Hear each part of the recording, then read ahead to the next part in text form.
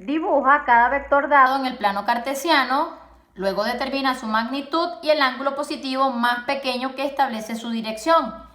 Esta parte solo traduce que desean conocer el vector en coordenadas polares. Tenemos tres ejercicios propuestos. El vector U con las siguientes coordenadas, el vector V de coordenadas que están acá y el vector Z. Solución. Comenzamos por el primer vector. Se identifica que está en coordenadas cartesianas. Este valor corresponde al eje de las abscisas y este al eje de las ordenadas. En primer lugar, se grafica el vector donde se reconoce que pertenece al segundo cuadrante, puesto que utiliza el eje positivo de las abscisas, negativo, corrijo, y el eje positivo de las ordenadas. Ahora bien, una vez que se grafica el vector, se procede a calcular la magnitud. Acá se forma un triángulo rectángulo, donde el ángulo de referencia es el ángulo que se forma entre el vector y el eje de las abscisas para poder trabajar el triángulo rectángulo, bien sea con el teorema de Pitágoras o las razones trigonométricas.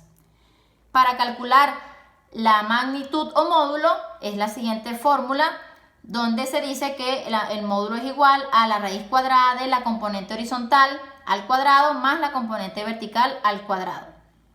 Seguido se sustituyen los valores. La componente horizontal en este caso es menos 3, va al cuadrado, más la componente vertical que es 2, va al cuadrado. Luego se resuelven las potencias. Menos 3 al cuadrado es 9 porque base negativa, exponente par, resultado positivo. Más 2 al cuadrado es 4. Luego se resuelve la suma, resultando raíz cuadrada de 13. Y por último se extrae el valor de la raíz, donde entonces se concluye que el módulo es igual a 3,60.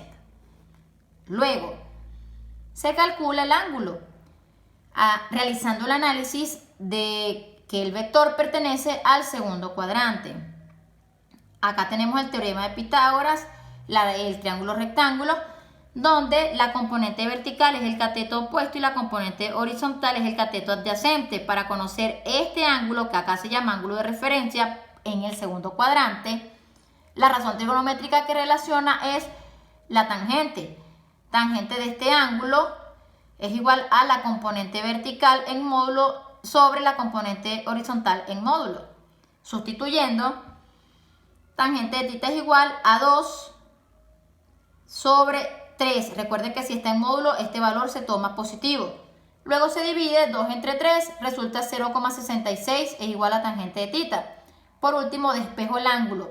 Cabe destacar que este ángulo que estoy despejando es este que está acá, que acá se denomina ángulo de referencia. Tangente a la menos 1 de 0,66 es 33,42 grados, donde se expresa tanto en grados como en grados, minutos y segundos. Ahora bien, tomando como referencia que pertenece al segundo cuadrante, acá está la fórmula de ángulo de referencia del segundo cuadrante, que es igual a 180 grados menos θ. Para escribir el vector en forma polar, debo conocer el ángulo, que es este que está aquí, medido contra reloj, desde el eje positivo de las abscisas, que sería este que está acá, θ. Ahora lo que hago es despejar. Negativo se transpone positivo, esto está positivo, se transpone negativo, sustituyendo 180 grados menos 33,42, que es lo que obtuve en el paso anterior, resulta 146,58 grados. Como este es el ángulo girado desde el eje positivo de las abscisas contra reloj, entonces se concluye que el vector U, que acá estaba en coordenadas cartesianas, ahora en forma polar es 3,60, que es el módulo, y 146,58 grados. También se pudo haber expresado en grados, minutos y segundos el ángulo.